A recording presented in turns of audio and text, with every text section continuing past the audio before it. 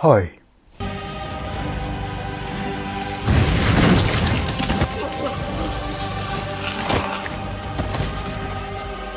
Salut à tous, ici Flood, et aujourd'hui on va parler de la saison 3 de The Boys disponible sur Amazon Prime. The Boys, c'est cette série de super-héros, adaptée directement d'un comics de Garcenis, sorti en 2018 sur la plateforme de Prime Video. Elle raconte l'histoire de héros qui sont pas très héroïques, si je peux le dire. On va suivre l'aventure de plusieurs civils qui ont été touchés de près ou de loin par les excès des personnages censés être héroïques et sauver le monde.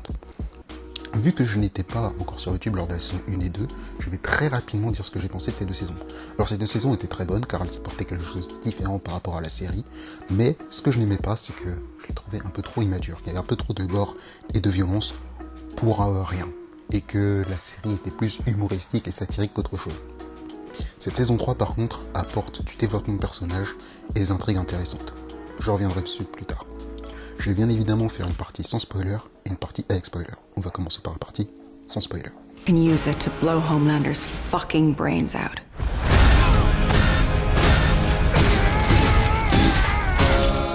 Sans spoiler, si vous avez aimé les saisons 1 et 2 de The Boys, vous allez adorer la saison 3. Selon moi, la série ne fait que monter crescendo saison après saison. C'est vrai qu'on avait une saison 1 assez molle dans les actions, car le showrunner était un peu contraint par Amazon Prime et qui trouvait certaines de ses idées un peu trop exagérées. La saison 2 était meilleure que la saison 1, déjà car elle apportait un meilleur développement à Homelander, selon moi, mais également parce qu'elle l'osait plus et qu'il y avait plus de scènes importantes, impactantes, marquantes et choquantes. Cette saison 3 est intéressante car, comme je l'ai dit plus tôt, il y a du développement de personnages de la part de la série, des intrigues intéressantes, notamment autour de la crème, Mother Milk, de Yui, qui a un développement de personnage plutôt intéressant.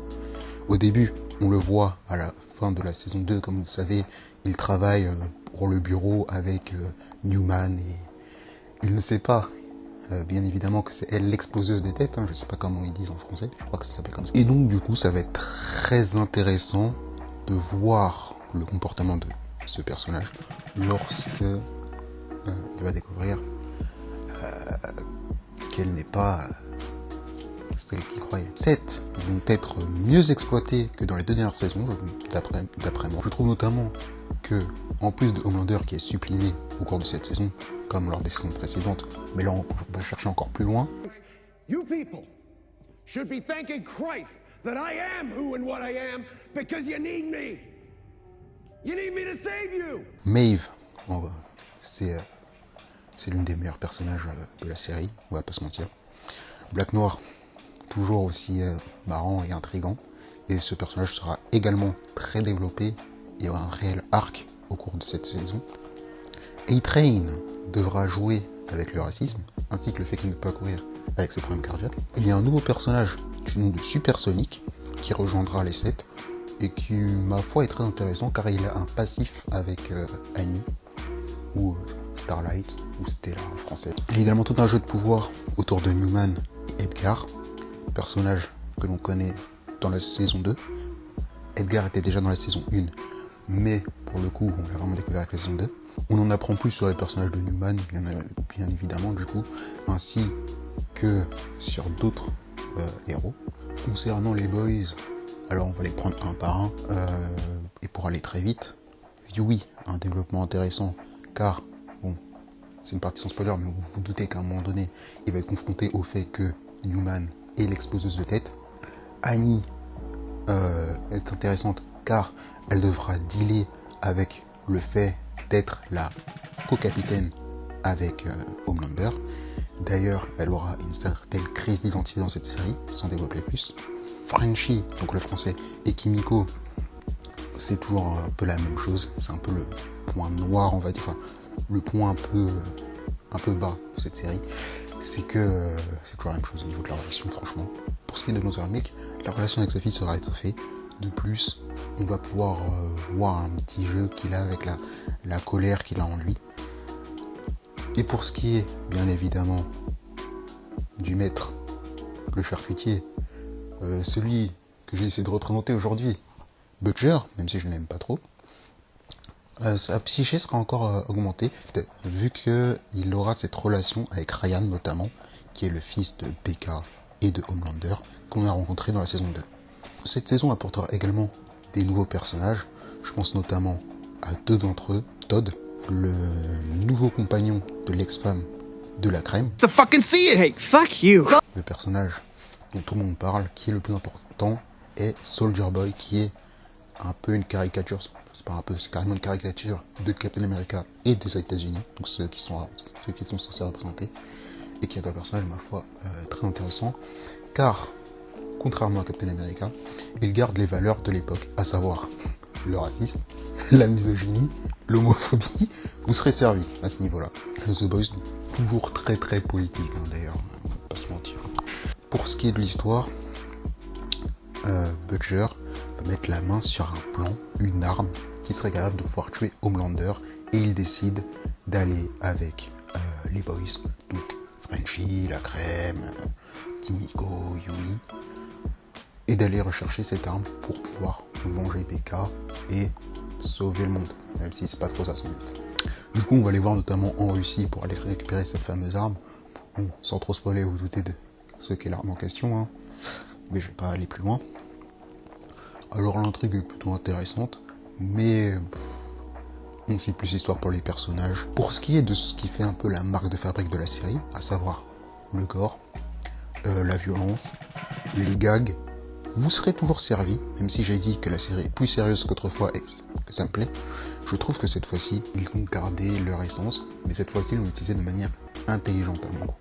Il y a même une séance animée qui fait un peu penser à Happy Tree Friends, je ne veux pas dire par rapport à quel personnage c'est, mais franchement, je trouvais que c'était une bonne idée pour développer ce personnage. On a également plusieurs parties pris artistiques, notamment de la comédie musicale ou des chants.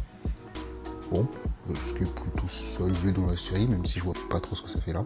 Le casting fait toujours le café d'ailleurs. Il y a certains retournements de situation dans l'histoire, dans l'intrigue, qui sont intéressants, qui sont bien amenés. Sans plus attendre, je pense qu'on peut parler à la partie spoiler, car si j'en dis plus, je risque de vous spoiler. Can use it to blow Homelander's fucking brains out.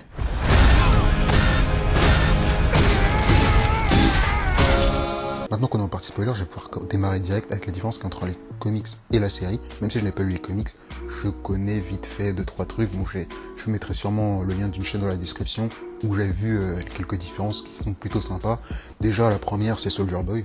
Soldier Boy dans les comics, c'est littéralement la fille de joie de Homelander, pour ceux qui voient ce que je veux dire.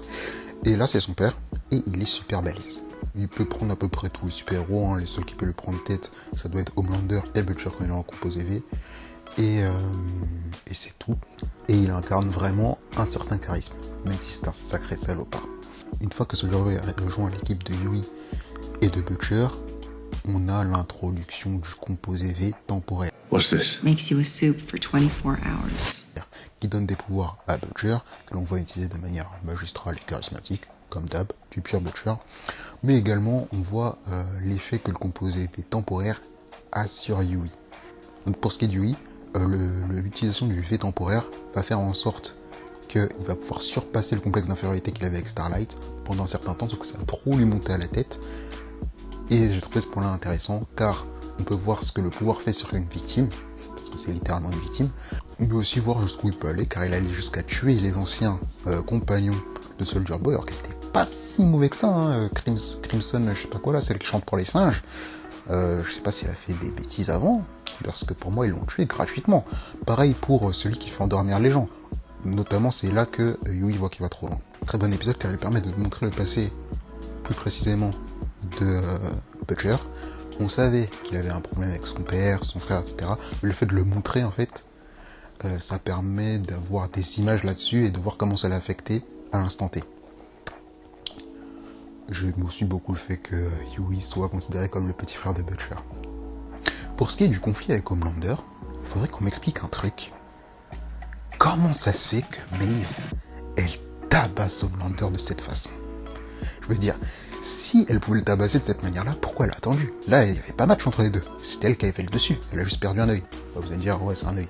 Mais quand même, là, elle l'a complètement atomisé. La seule raison pour laquelle Homelander est encore en vie, c'est parce que Soldier Boy, là, il allait exploser tout le monde et qu'il a fallu qu'elle saute.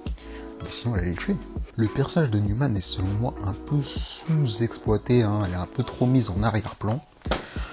Pour moi, c'est pas forcément une bonne chose, car comme je l'ai dit, c'était le personnage du cliffhanger de la saison 2, donc je pensais que la saison allait vraiment s'attarder sur elle, sur le fait de devoir la faire descendre, etc. Mais bon, heureusement, on voit qu'elle devient vice-présidente, et du coup ça va être, j'espère, l'antagoniste principal de la saison 4. Vu comment c'est présenté, avec la phrase de Butcher à la fin, c'est ce qui est dit.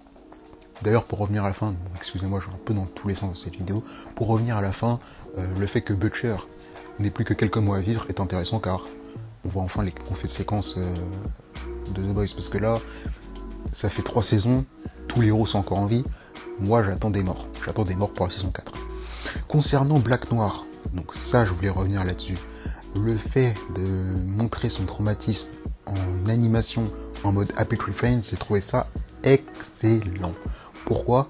Parce que Black Noir, c'est un personnage qu'on voit qui est toujours un peu dans son monde, dans sa bulle, limite parfois un petit enfant, donc le fait de représenter ça par de l'animation, qui est le truc le plus enfantin possible, est incroyable. Et en plus, il y a une petite dénotation avec l'animation mignonne et la violence graphique qui dénote un peu. Pour ce qui est de Homelander, on voit qu'il recherchait désespérément l'amour du public, encore une fois, l'amour de ses compagnons, qu'il n'aura jamais. D'ailleurs, à la fin, il le dit qu'ils sont pas dans son équipe, qu'ils sont pas avec lui. Et l'amour d'un père, tout simplement. Il voulait que Soldier Boy soit son père, et là, on voyait qu'il était attristé quand Soldier Boy commence à dire que c'était une victime, que c'est une pleurnicheuse, qu'il a rien à faire ici, et qu'il voulait le tuer, tout simplement. C'est une dinguerie. Mais la fin, là, où t'as Homelander qui du coup descend du ciel et commence à tuer un civil et tout le monde l'acclame, ça montre l'arrivée de l'extrême. Ça veut dire que Homelander peut vraiment tout faire à partir de maintenant, et ça va être très intéressant pour la suite. Je sais que dans les comics, attention spoiler, il tue le président des États-Unis. Bon, là, en envoyant The Deep, il a indirectement tué le concurrent principal de Newman. Donc bon, est-ce qu'ils vont faire une redite avec la Maison Blanche, je sais pas quoi, je sais pas. D'ailleurs, je sais pas si le personnage de Newman est très bien exploité dans les comics. J'en ai jamais entendu parler. D'ailleurs, je vais les lire et faire des reviews sûrement, donc restez à l'affût.